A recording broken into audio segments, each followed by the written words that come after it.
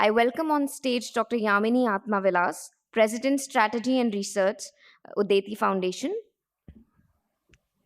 I warmly welcome Shagun Sabarwal, Director Programs at Co-Impact. I also welcome Naina Chaudhary, Senior Director, Head of Program, iCo-Lead, Strategic Partnership and Scale Up Breakthrough India.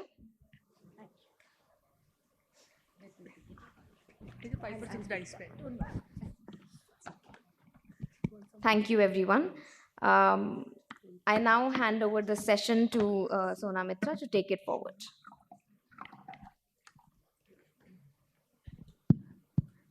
Thank you so much. Very good afternoon to everyone who has made it to this session. And it's my privilege to host these lovely three speakers on a topic that I think is something that is also has become extremely important in the discourse of women's economic empowerment in the last couple of years, or a little, probably a little more.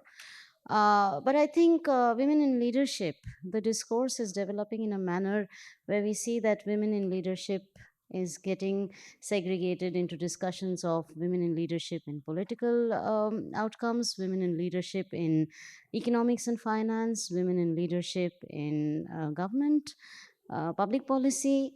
Um, Having said that, you know, these segregated manner in which women in leadership is being discussed, which is of course very useful, adds to the discourse of what women in leadership can look like. But I think this panel, we are going to focus on first conceptualizing and framing the ideas around what we mean by women in leadership, and does it really have any link to the feminist leaderships that we used to talk about, say, a decade ago or something, a little more, a little earlier as well. um, uh, it is our privilege at iWage to be able to start discussing and exploring the theme of women in leadership. And we are going to divide, and I'm going to ask two rounds of questions to the panelists. For the first round, I'm going to give 5 to 6 minutes to each of you to basically lay out your ideas of what do you understand by women in leadership.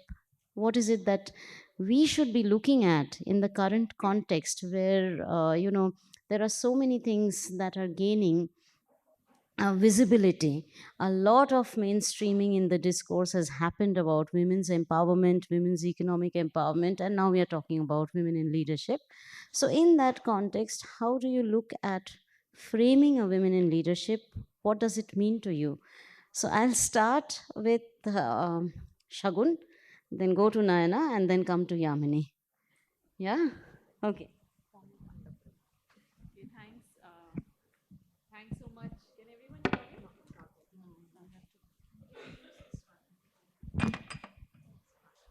Okay, hi everyone, and thanks a lot, Sona, for inviting us for this discussion.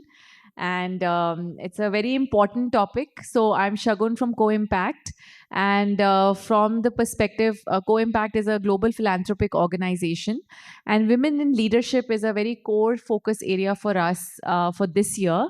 And like Sona said, for us, it is women in leadership in law and economics.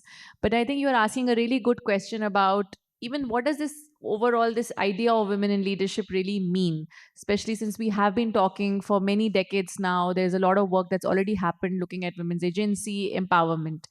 So the way I understand is that women in leadership is different from women's leadership.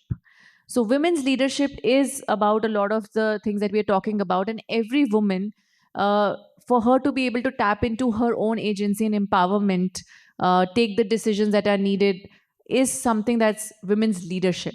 Women in leadership is about the formal structures and the formal roles of power and authority, and whether women are having access to those roles, whether they are getting a seat on the table where important decisions are being made that impact the lives of everyone, but particularly those who have been typically left out or those who are marginalized, right?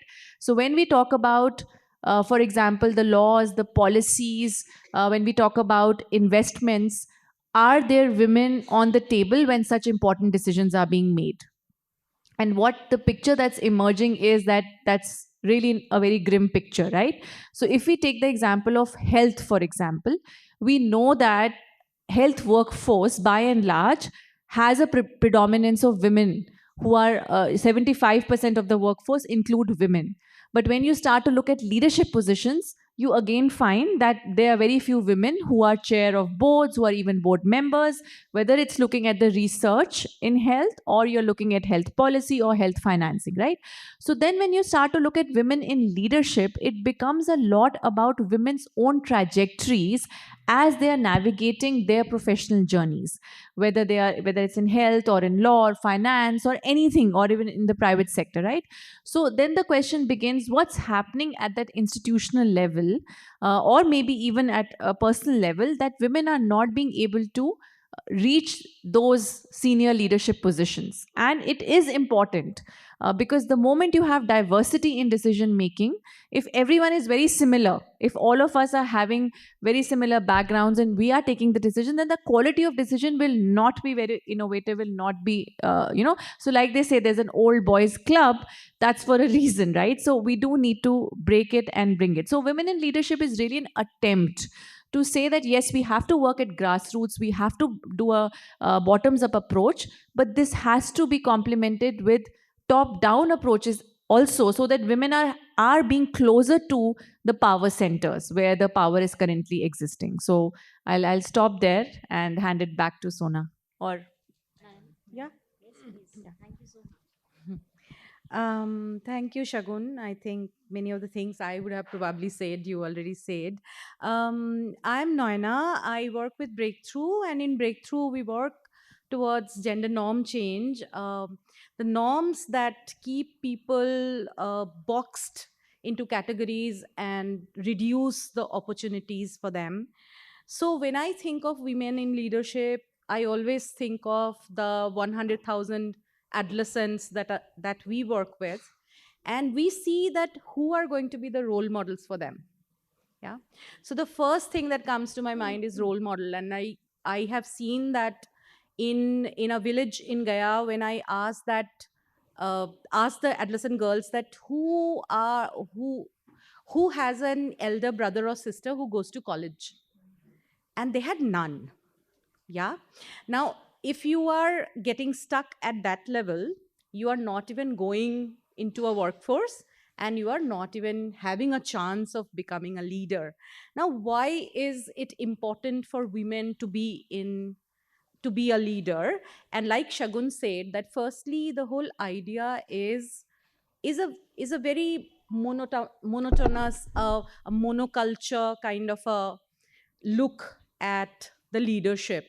The leadership can actually be a collaborative leadership, and it can be very different from being a dictative leadership, which many of us are trying as leaders at this point in time. We have all been exposed to leaders who have been espousing the patriarchal and the feudal values that we all have grown up with, and we are very comfortable with those leaders. The leaders who actually come and tell you what to do, how to do it, where to go, where not to go, how much you are going to produce, etc. Whereas a woman in leadership, in a feminist leadership, which Shona was talking about, the woman would probably come and tell you, or the man in my dreams would come and tell you that, I don't know how to go there. Let's figure it out together. Yeah. And in my mind, the woman in leadership actually build leadership as she goes forward. That's my idea of women in leadership. And why women are not in leadership, the answer lies in the norm, because very recently we have just come up with one of the reports from Uttar Pradesh, which is showing that parents are saying that girls can keep studying when they're married. Yeah. And it's in-laws families. The in-laws families are saying that a bahu, a daughter-in-law, can keep studying when she's married. However, she has to finish all her household chores. Yeah. And I think that the devil lies in that however. Yeah. If you have the norm of finishing everything that you are supposed to do, before you do your homework, before you finish, before you prepare for your exams, before you prepare for your board meeting, and if we are given these kind of examples of the leaders who are going to tell us that getting milk for my daughter, my mother has told me that getting milk for my daughter is my job, even if I am a CEO in an organization. If that's going to be the norm of the world, we are not going to see women in leadership, whatever we may try. The last point that I want to make in this section is this, that I have had the privilege of working with IKEA Foundation, and IKEA Foundation did not have an office in India. We used to sit with the IKEA office in Gurgaon.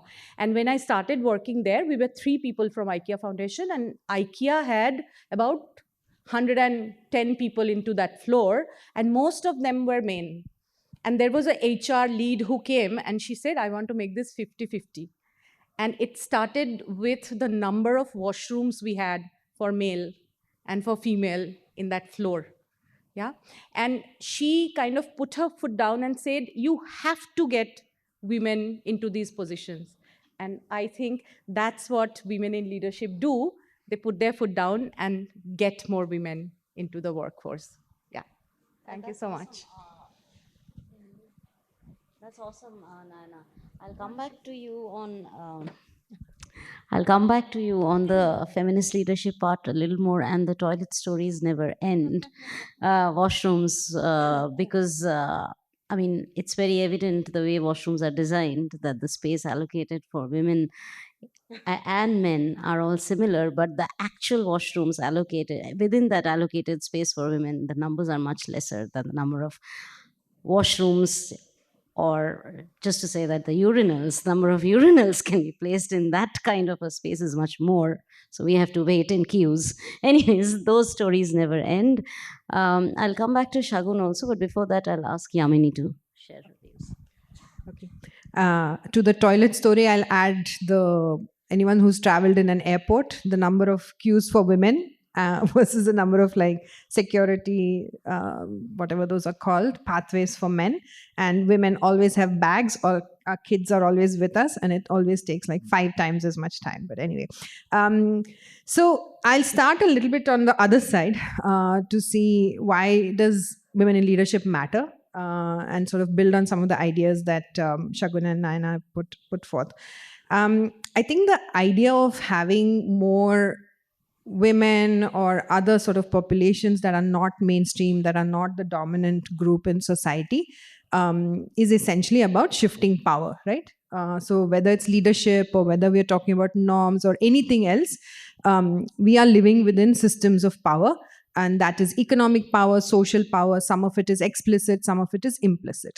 And so, I mean, going back to my old days of studying philosophy, I think this whole idea of representation is something that often comes back to us, right? And so women in leadership for me is that thorny question of representation and what do we mean by it.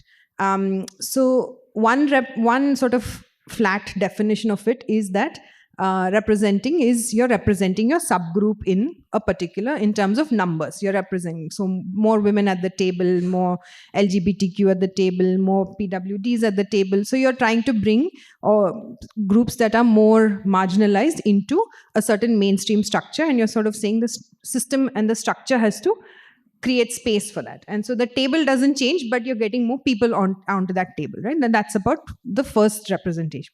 The second one, which I think preoccupies feminists, preoccupies all of us working on women in leadership, is we wanted to represent the issues. We want women at the table to be talking about gender inequalities, and that's something that is not such a one-to-one relationship, and that's not something that happens so automatically. And I think it really troubles us when we try to talk about women in leadership and we try to link it to feminism and feminist leadership, right?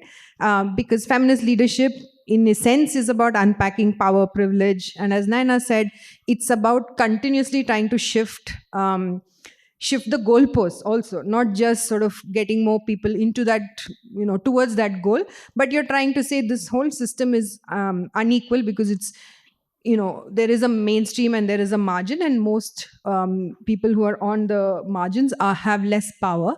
And so by just getting more people into that system doesn't change the tool. So anyone who's read Audre Lorde, the master's tool doesn't dismantle the master's house, right? So one is that troubling sort of thesis for us, that does this really mean anything? On the other hand, and I think that is a good tension to have, because it forces us to then do the work of trying to figure out not just whether it happens or not, but how do we make it happen, right? Because I think that's where our goals around diversity, equity, etc. become meaningful, in that you are then trying to empower those who have found that, see, it's not that that's the end game, but that how do you then empower them to both master the game, play the game, be really good professionally, but at the same time, this part of it, like how do you get them to represent particular issues, and not become an assumed thing, because then that leads to tokenism, right? You have the one person at the table who's from X or Y group, the one woman on a panel, then you are supposed to talk about gender and you're supposed to talk about everything that is not mainstream, and that is an unfair sort of part of it. So I think that is a first sort of proposition I'll put forward, that this is necessary, important, but that gap has to be bridged continuously. But there is a good reason for expecting it, because we at least believe that those who have belonged to more marginalized sort of whether it's groups or populations, you have something called a double consciousness, right? You say you understand, as an educated woman, I understand the system. I have the consciousness of the educated world, much like men. But as a woman, even as a privileged woman, I continuously experience disempowerment. I experience, whether it's sexual harassment, I experience inequality. I experience being in a meeting where when I say something, there is no response. But when a man repeats what I say, there is a response, right? I think all of these are micro sort of experiences of disempowerment that even very privileged women have experienced. So the idea is that that's not, for them, it may not be a story of empowerment in the same way that you talk about with adolescent girls, but there is a gap to be filled, right? And I think this is where, for me, that leadership story starts to become really interesting and meaningful as a way to engage with the issue itself. And I'll just talk a little bit about two kind of ways that we have framed leadership, and we'll talk about it more in probably future questions. But I think this question of, one is the representation question.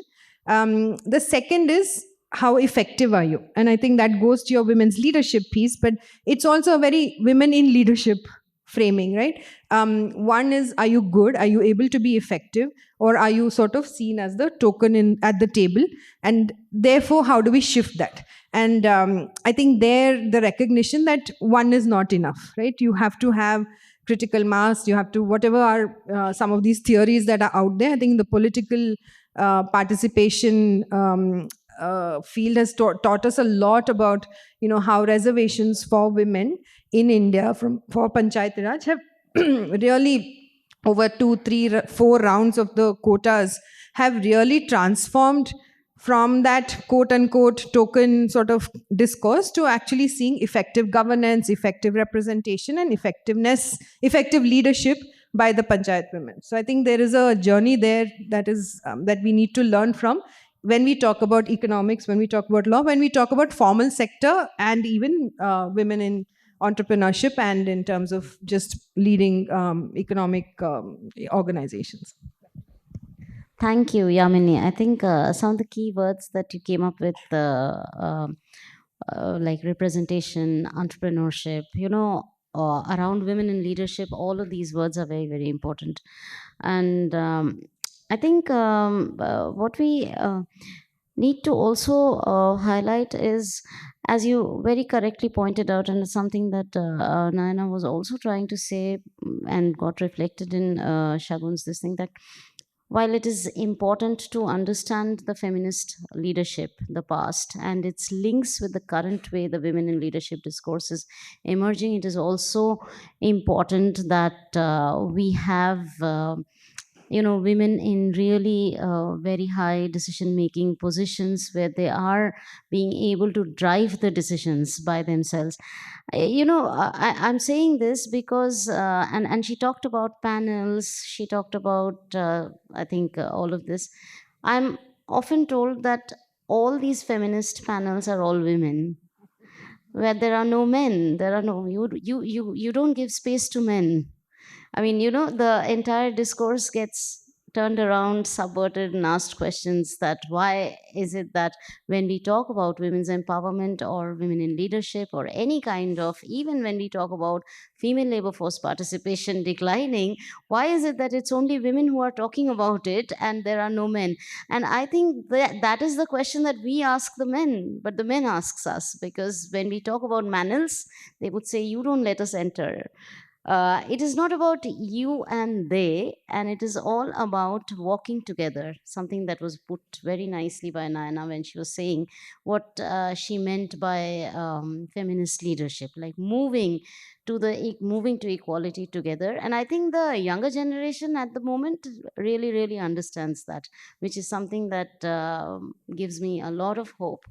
Um, because we have been struggling to see more women in the policy making, the universe of policy making, which has been dominated by a lot of men.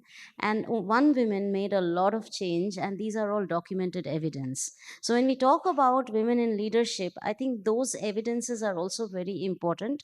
We need to collect those, probably do some documentation. But before that, I want to go to the second round of the questions that I intended to ask, that as you all explain what you understand by women in leadership, how do you contextualize your own work within that?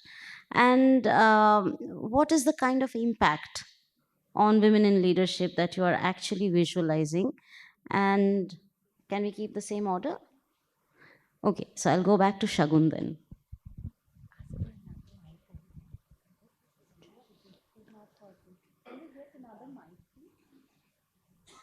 Okay, thanks so much. And I just want to say that there's been, I want to really answer Shona's question, but so much nuance was added by both Naina and Yamini. So I also want to build on what they said and then also, in the meantime, answer.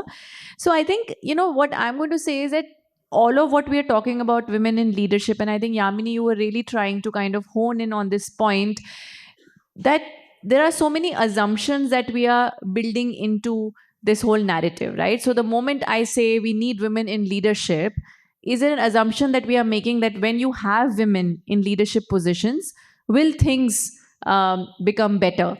The point that Yamini was trying to make about the representation of the issue, will we start to see different solutions? Will we start to see changes in the way leadership is happening? And I think that's not necessarily true. So we have multiple examples where you may have a woman leader, but that doesn't mean that she will have that empathetic leadership style or she'll have the inclusive leadership style, right? And I think we don't do enough to say that this is not a zero sum game. We are not talking about women being better than men as leaders. And that is not the point of the conversation. So I wanted in this segment to really touch upon three main themes which often get lost. Because you're trying to push a narrative and then you kind of miss, and I'm very glad that Yamini brought us back into those.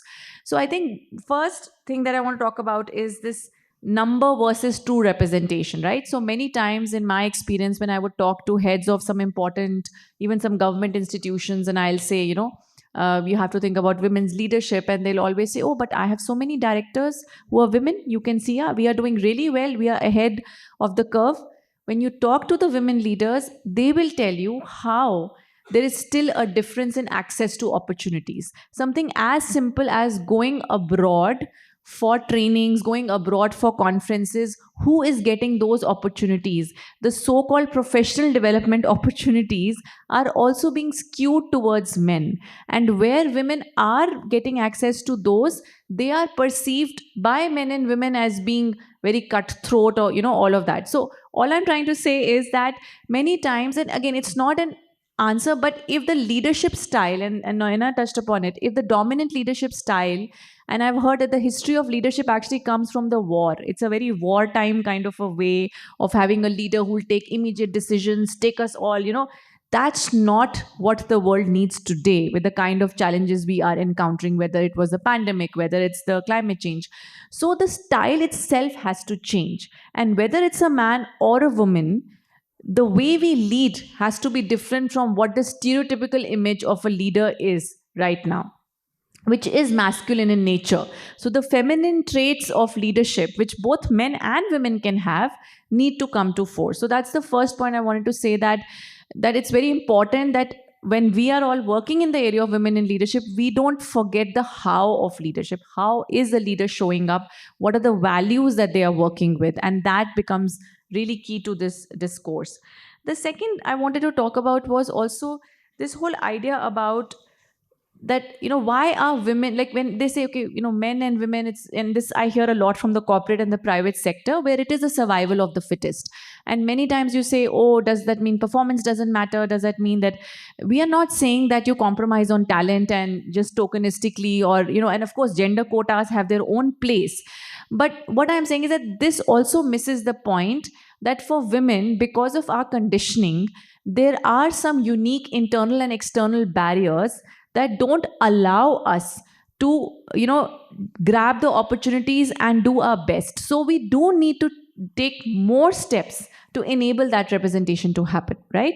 So women are from the very beginning, and this goes again back to Noina's point, the imposter syndrome, there is research showing both men and women experience, but women experience it more. There is a conditioning where you're not supposed to, you're supposed to have certain gender roles which come at odds with what it means to do very well in a workplace, right?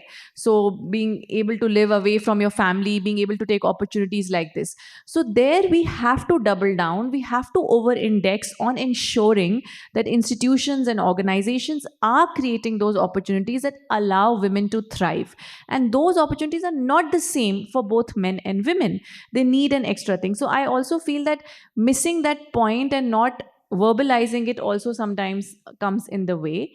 And then I think in terms of your point on how our own work is reflecting this. So as Co-Impact, our main objective is to support locally led organizations that are doing systems work. So we do want to bring a systems lens. And here in the context of women in leadership, it becomes an institutional lens. So it's not so much about giving opportunities to individual women and saying, okay, we'll give you scholarships, etc., but saying how can institutions work together to solve this problem and say, can we be more gender responsive? Can we be more gender transformative with the women's leadership perspective? So whether it's about mentorship, whether it's about leadership, investing in leadership trainings, whether it's about creating safe spaces for women to come together, exchange, because women also learn differently from men. It's very important for women to have the space where they can learn from each other's failures and successes. And maybe that kind of a space, the networking space that we say, is different in how like men get together. So I think that intentionality is really what's needed. And I'll give you an example here. In my previous life, I used to work a lot with the IS Academy Labasna in Mussoorie, and we had done this program where we had called a lot of the women policymakers together and done a course on women leadership. And you'll be surprised because these are women who have so much power, but even for them, it was the first time that they came together in a program like that. And the kind of connections they formed with each other was just out of this world, because that safe space did not exist. And in that, we had then also invited one woman from ISRO who was responsible for actually launching the Mangal mission and all of that. And she told this story that when they were working on launching this big mission, right, and it was so much of hard work, and she was telling us in every detail how one wrong thing and everyone was so disappointed. And when the final date came for the actual launch, the launch was going to happen very late at night. And she was leading the entire mission. So their head told her that it's so late, the women don't have to be there, we will manage. And she got, no, I want to be there. We have worked so hard for this. And they were saying it more from a safety perspective. She said, no, you enable this for us. So they gave them escorts, they gave them transport, and all the women came. So it was this intentionality, like her boss was not saying it with any wrong purpose, but he said it's not safe. But she said, you do the extra step. Give us the thing that we want and yet allow us to be there when the actual launch is happening. So these are very small things, but in some ways the world is designed for men. And how do we start to shift that at all levels? So I'll stop. Awesome, Shagun. Thank you so much for raising the level of the panel so well. Nayana, I think the same question that I have for you: how do you how does breakthroughs work? Actually, I mean, fit into the way you are talking about leadership, women in leadership, and what kind of impact do you see? Does it lead to some economic empowerment of women, some other, I mean, overall empowerment of women? So that if you can just talk about it. Yeah, I think, of course, I was when I was looking at the title of the session. Also, I was thinking that actually we all know, right, that if women are there in earning, like economically earning, the country is going to do better. There is nobody who is thinking otherwise. Yeah, it's just a question of how women are going to participate there. Yeah, how are women going to participate there when you have made sure that girls are not going to get equal opportunities as boys from the very beginning? Like, even we work in Haryana, and if you ask in a classroom full of girls and boys and you say how many rotis you had in the morning, the boys will say 3 and the girls will say 1, and it's a normal thing for them. So by the end of the day, a boy had 12 rotis and a girl had 4. Right? And it's normal. They don't even think there is any problem in it. Yeah. So forget all these things about milk and badam and kisko mila, kisko nahi mila, but this is what is happening. So how these girls are going to come to the economic workforce and how will they earn a livelihood? I think the main idea is about aspiration. Is there an aspiration? What is a family's aspiration for a girl? And what is the girl's own aspiration? And I'm hoping that many of you actually work in the areas like where we work. You go and ask a girl what's her greatest skill or what's her greatest gun, aapki quality kya hai, what's your greatest quality? She'll say, I listen to my parents. Everything they say. And you are then stuck. You know that if she listens to her parents, all the thing that the parents say, you have no hope. You actually have no hope. Yeah, you are hoping on an adolescent's mind to question the parents. You are thinking that if she questions the parents in terms of changing the world, she might be able to come there. So what we try to work around is, also when Shagun was talking about that, the word that is coming to my mind is in Hindi, akhada kiska hai? Matlab, I will go and play there, but akhada agar aapka hai, if it is your game, your rules, and your way of leading the pack, then I anyway am going to fail, no? I'm getting into a place which you have decided the rules, you have decided the boundaries, so I'm going to fail. So my question is that I'm going to make my own akhada. I'm going to decide what's going to be the rules. So like Shagun was saying, that it is not going to be a world, we are seeing that it's in the world when women are taking decisions, women are actually taking much better decisions, which are bringing in far reaching changes and probably thinking of areas where nobody else is thinking. Like, we talk about Iceland all the time. So that's that's one of the things. And I also think, Jacinda Ardern, have you ever heard of any world leader who has said that something else is more important and I don't want to be the leader for some time? And she was leading with so much vulnerability. She was leading with hugging people, being there, sitting with people. And is that a leadership? we aim to have. I think that's the kind of leadership we are thinking about, and our adolescents are building a world in which they are going to have space for questioning. They should be able to question, why is it like this? Yeah, why cannot I become an electrician? Yeah, why can't I become an agricultural officer? Because from Maharajganj, one of the girl is cycling now for 17 kilometers, and when she went to her college for the first time, somebody thought somebody's sister has come to see the college, because nobody has become an agriculture officer from that area. Yeah, so one is we are working from that end, and then we are trying to build a world in which leading with vulnerability, leading with compassion, no competition but collaboration, how everybody can learn. Like, I don't know, when Shagun finishes, I think I have to talk about this, or maybe when I finish, Yamini says, oh, she has missed this point. So we kind of collaborate and be together. I think that's the crux of the leadership that we are looking forward to. Yeah, thank you. Yes, thank you so much. I mean, really, really awesome. I mean, we wanted this to be a very free flowing discussion, but I see that there's so much passion in what we are getting into. Over to you, Yamini.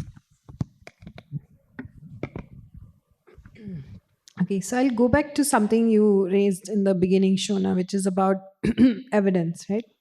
And I think in some ways what Udayti works on has a little bit of that, both a good privilege of evidence, but also a huge gap in evidence, right?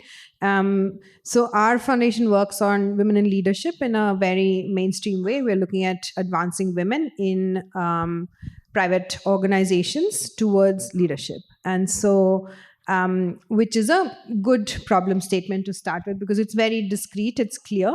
And I think the hypothesis or the overall theory of change is, of course, that it has not just immediate impact in terms of advancing those women, but that it actually can also transform those organizations, have role modeling effects, have women building in more equitable policies that can open up pipelines for other women, and build a more empowered voice that can advocate for the issue as a whole. So that's sort of the larger picture. So leadership is a very critical theory of change for us in sort of advancing women's economic empowerment. Now, having said that, I think again, sticking with this formal sector, but also there is evidence, just from women in decision making within households. There's evidence from the political participation field. You do have evidence that correlates the presence of women in leadership and on boards with not just better decisions or better sort of outcomes, but better business outcomes. Now, the correlation versus causality debate is happening and very well funded by millions of RCTs running in this space. But that aside, I think as those of us who are interested in change, right? I think all of us are here, we're at this Livelihood Summit listening to this session because we're not doing this for pure research to say, okay, let's see what happens. We believe this is a good thing and we want to believe in some of these results. So I think, and one of the greatest examples of this is this whole Iceland, the women on boards. It led to India then, after process, but then you have actually a mandate that companies need to have at least one woman on their boards, right? Now, the correlation and causality debate is happening elsewhere, but this is a bit of a win for us, right? That there is a seat at that table, there's women on boards. Now, as we start to unpack, is this a good thing? Is this qualitatively advanced organization? Those are important questions to ask. Are these women of the family? Are they independent directors? all very useful and very important questions. And this is why the field will also advance as we bring some of these questions in. But I think the base for the work on women in leadership is sort of established quite nicely. There's also the survey you did and, Gaurav Chiplankar's analysis that sort of shows that women-led businesses actually have greater both participation of women, but hire more women, but that it also has other sort of infrastructure that otherwise is such a struggle, the toilet example being a good one. But there are other kinds of multipliers and both direct and indirect effects that seem to come out of women in management positions, women in leadership, and women on boards as a set. And so based on that, I think we have two sort of ways we're working on this. One is we have a partnership with Dasra Foundation where we're looking at healthcare and private sector healthcare institutions, looking at what is it that would work to advance women in healthcare institutions. Out of the larger health and allied sectors, pharma and hospital chains have sort of been prioritized simply because A, they have women in them, but also there's opportunity to actually make change. And as we sort of started baselining that, you're pleasantly surprised that, or not so pleasantly surprised, that, there is no pipeline. And so while one wants to sort of have, and there's interest in any number of programs out there to build leadership skills, to build, mentoring programs, I think returnship programs, there's lots of programs with bells and whistles, but if you don't have middle management, then how do you even get women into who are you going to actually advance through that pipeline and through that system? So that's a problem statement, but also, so then that, because we are on the solution side, we are not on the let's understand barriers better. We're sort of saying, okay, let's see if we can stand up solutions, stand up what works, so that there's actually, either scaling or at least demonstration, and therefore, movement of the field by showing like there is a solution to this. So we are ending up having to choose organizations where there are some enablers already in place and potentially build out and pilots or build out solutions that we can test. And that brings me to what is it that enables women's leadership, right? And while the evidence base on this is fairly thin, and my team is here, so if there's any questions, they can always take them in the Q&A. But big thing is leadership intent. We talk about this in policy. We say that you need the chief secretary, CM, and the secretary to sign off on something. You absolutely need the CEO, the board to sign off on the fact that one needs to have women and one needs to have representation of women in the organization. The second is KRAs, that you're actually tying some metrics of performance of the organization itself to the presence of women and the presence of women across different levels. So some kind of a target or metric, or even if it's a soft metric, but you then need to have a measurement system that is continuously measuring that, and you need to have a way of publicly making that public so that you're at least feeling accountable for doing it or not doing it. And so I think there's lots of organizations now doing a lot of this work, but it's small, right? And it's just growing now. And these are very large organizations we're talking about. The third, I think, is where I think a lot of the solution testing has to happen, which is if I run a mentorship program, what does that do? How is mentorship, which is now sort of a very, very popular sort of intervention, we just don't know enough about the design of the programs. We don't know what actually goes into sort of putting this mentorship design together and what's some of these assumptions built in there. But then also, like, how does that then lead to actually advancing women? Leadership upskilling, I think skill training, leadership upskilling, this is a very, very widely discussed area. But again, what's the time it takes then, and who gets ahead is not just based on your skills, and we all know this, right? And so I think some of the things you talked about, Shagun, come into play, which is who gets to advance is based on a number of other variables and a number of other decisions that are beyond just your capability or your skill that you have. And so I think where we are landing is that you have to design something where you have 3 or 4 pieces together. So you need 3 or 4 of these bundle of sticks in there. The challenge comes in where one starts to look at the other things in the institute at an institutional context, which is safety, which is unpaid work, the care support. We know that middle management, that pipeline drops out, there's huge attrition because of lack of some of these things. However, the intervention of providing safe spaces, does that really get women into leadership? We don't know, right? That's so as an intervention it doesn't work, but as an enabler it needs to be in place. So I think this is sort of the tricky terrain when we start looking at gender and we start to look at workplace, that identifying barriers are not automatically translated then into the solutions. Your solution then has to be something. It still has to be leadership intent, KRAs, it still has to be some of these things. And one has to bundle in and make sure, okay, do you have these 5 things in place? Make sure that the what you call the hygiene check is there, right? That there's good policies, that there's benefits, there's insurance, there's some kind of a childcare, whether it's crash or subsidy, something is in place. And then you test out, okay, can this, with all that in place, can we start to see this? Because again, pilots have a shorter lifespan. So if I were to take if I had longitudinal data over the last 30 years, 20 years, one could actually regress and see, do any of these things matter if you had company-wise data? So that brings me to the second sort of way we're looking at it, and I'll stop after that, which is we've sort of launched a pilot flagship initiative of ours called the Close the Gender Gap, which actually has taken data from the companies listed on the National Stock Exchange, trying to look at representation across levels. Because I think what we realized when we started working on this is you have only aggregate data from either manufacturing, from the ASI, or the economic census, which again has not been available recently. And so as you start to sort of look at this, women in leadership needs to have a big top-down push. And where does the power rest, and so you realize that you've got to start with the more powerful, and you've got to start with some of these demonstrations that actually help shift the entire field. And so what we realized then, of course, we need to actually create a database around it. So we've created that database. We have data from these companies across levels. We've looked at well-being, et cetera, et cetera. But again, the picture is very uniform across most sectors. So we have data from 23 sectors, and it is in every case or most cases a pyramid, right? And so that pyramid doesn't go away, that you have a base of entry-level women, whether it's permanent or temporary or casual or factory work, et cetera, and then you have a pyramid as you go up.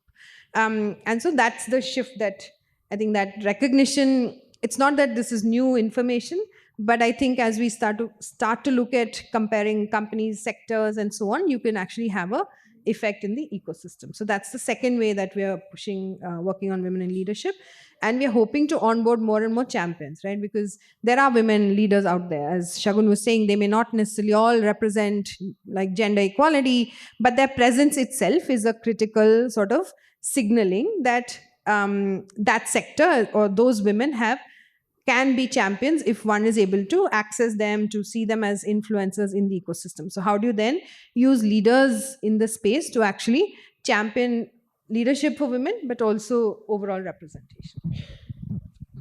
That's awesome, Yamini. That's amazing work, actually, what you had just described, and also how it leads to what we intend to do. We are actually moving closer to the end of the session time, but we started a little later, so maybe we can, yes. So we can go ahead for a 15-minute question answer session, or 10 minutes, or 5. So we just have 5 minutes. Actually, no, we have 10 minutes.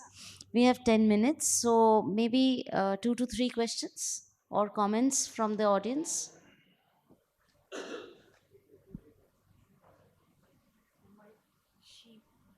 I can't see, actually. There's someone there?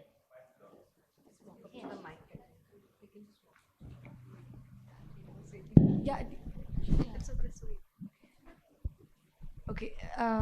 Do you want to go first?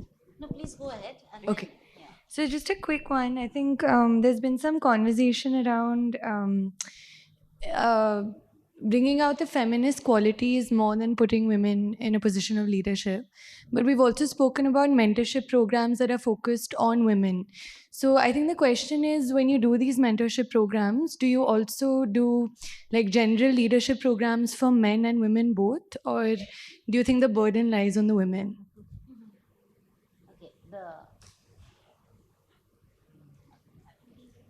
Why don't you please introduce yourself? Introduce yourself before. Hi, this is Maria from Seva. So my question here is like we were discussing a lot about Panchayati Raj system, and in the field I happened to meet what you say Sarpanch recently. So in Panchayati Raj we have a lot of reservation, women-based reservation. So that lady was telling, madam क्या होता है कि हम तो बन गए sarpanch, but हमारे जो भी डिसीजन है ना हमारे पति जितना कहते हैं उतना ही होता है. So the problem here is like it is not about quota that we are talking about. There has to be some kind of awareness that has been required. So what you people have been in doing leadership, women leadership. So what kind of awareness that we can do at this level, or what kind of programs or mentoring that is required for a woman to be a leader? Yeah. Okay. So I'm going to ask the panelists, since it was not directed to anyone specific. So 2 minutes each between Shagun and Yamini. Because Okay. Shagun had spoken about the feminist qualities, and then Yamini is doing the mentorship program. Sure. So, yeah. Yeah, so I think that's a great question. And I think that, when it comes to, there is, I mean, of course, for anything, we always begin with training and capacity building. But similarly with leadership, I would say that, of course, both men and there is a lot of need to invest in leadership style type of training for both men and women, because we want to see the world differently now, right? And whether all the examples that you were giving of Jacinda, or how the leadership, how the decisions are being made, the how piece. So I think it should be done for both. Having said that, I do also feel that based on our own work and previously whatever we have, there is merit in creating separate spaces which are just women only. And I know it's a very controversial thing, and oftentimes I remember even when we were working with Labasna, we would get, the same curriculum will also be very helpful for men. But women oftentimes don't have access to that safe space where they can really bond with other women. Those opportunities oftentimes don't exist. So I think what I would say here is that yes, both need that exposure and investment, but there's also merit in having women only programs that institutions can create, because a lot of the problems you will realize that there is more commonality than differences, and then the solutions also start to come together. So even in this entire DEI space, if you look at where a lot of the private organizations have invested in these efforts, they do say that having these committees or groups which are very hosted by, then the solutions also come from them in many ways. And then I'll go to Naina. Okay. I think on that question, just building on Shagun's response, it depends on what change you want to see, right? And I think, I mean, I'm gonna see if Devki wants to jump in at some point, but they're all like staunchly nodding no. But again, representing the team, sort of thinking on this also, I think you're right. I mean, just more and more, and I speak at women's leadership programs also, where this is a very common refrain. You're empowering us, giving us, like, unpacking our consciousness, making us aware of power, doing all of this with us. But then we go back to the same organizations, the same managers who are not at all sensitized, right? So, male A, is the program to build leadership skills of men also, or is it about programs for men to unpack and change how they are looking at the world? And a program is a very specific context, right? It's not like a classroom where you go and, like, everyone's getting this program. So in that programmatic context, who are the key stakeholders for those women to sort of move through the organization or have the kind of change that we'd like to see? For that organization mapping and sort of looking at who are the key male stakeholders becomes very important. Because I think for us, for this pilot, organizational change is a big piece of the theory of change and a big impact or long-term impact we are looking at. And therefore, I think having this participation of women, but participation as, is it the manager and the stakeholder? Is it other male? Is it a male ally group that one needs to create? I think there are different interventions there that one can think of.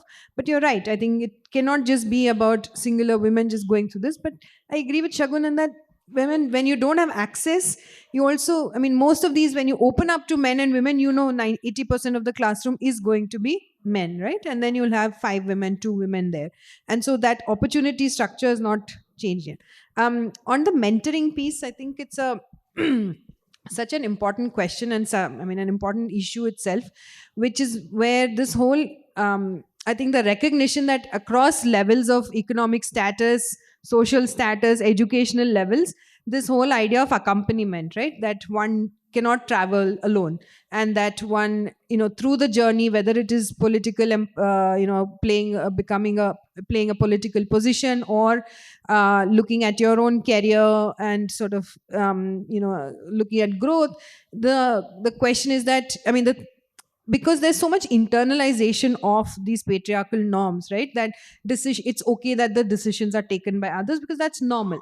And so even just shifting that first level is very important. So while most, I think, leadership, even with Panchayati Raj, again, there are organizations that are not just teaching them, okay, here's how you read the budget, here's how you do the panchayat accounting, here are the schemes. Like, there's general sensitization around that. But the most important one is your own agency building, right? If you do that confidence, whether it's, going to institutions that are of relevance to the constituencies they represent, banking institutions, police institutions, law and so panchayats itself, right? We all know those stories. So I think that, so somewhere like at the core, that gender consciousness building, that kind of unpacking of self and society identity, confidence building, agency building is very critical.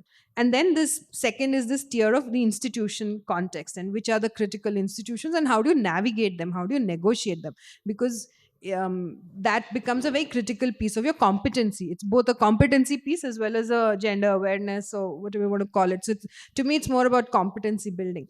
And so I think even at the level of women who are moving up corporate ladders, this becomes a very, very critical thing, because they're not in the boys clubs, they're not understanding this, there's a lot of things, they're not in those networks. I can tell you, like, even like I'm a pretty empowered woman. Every networking event happens at 6 p.m, which I cannot go to, right? It's not because I'm not getting those emails, it's just that I can't go because it's at the time of day when I need to be at home and take care of my kid. So I think there's barriers like this that are very specific, and as we start to unpack them, then you sort of raise some collective consciousness around this, because again, you can't solve it alone. So I think those are some of the ingredients I would sort of build in. Naina, do you want to respond? Is there a question, I think? Is there a question somewhere? Yeah. It's not a question, just what I want to answer. Oh, so you can answer.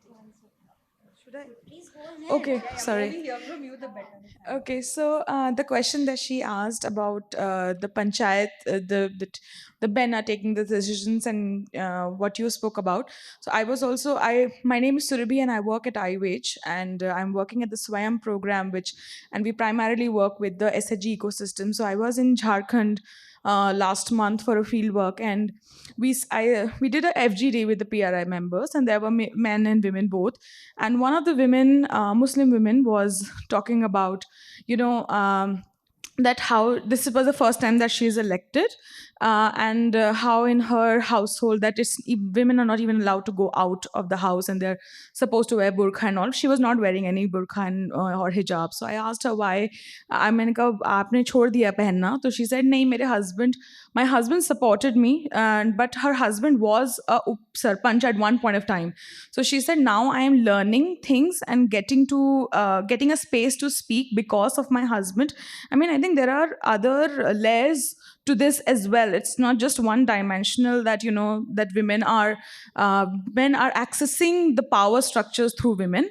It's other side as well, if women are given that opportunity. So when I asked, okay, next time when I come, how will you be? Then she said, next time I will be the one taking much more decisions and be active, because this is the first time I'm getting out of the house.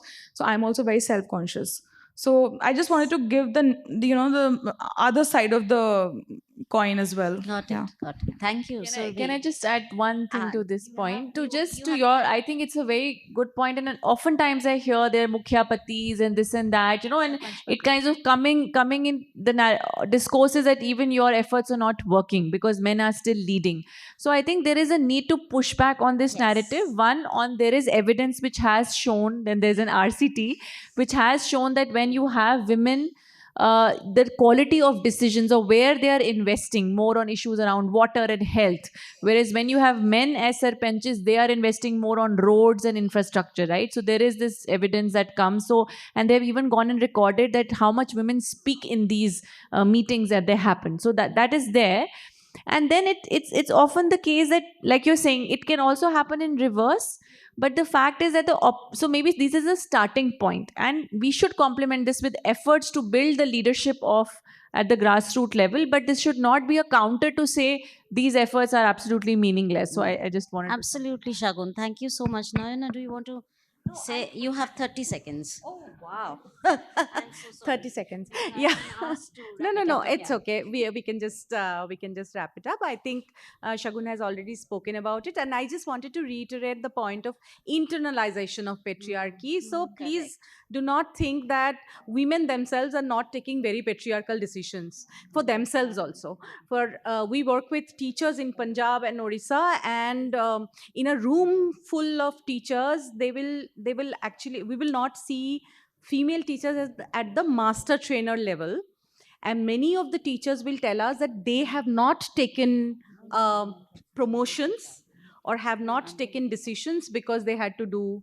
certain things in a certain way. So next time you are saying something good about another female, please remember what you are lauding her on. That was 30 seconds.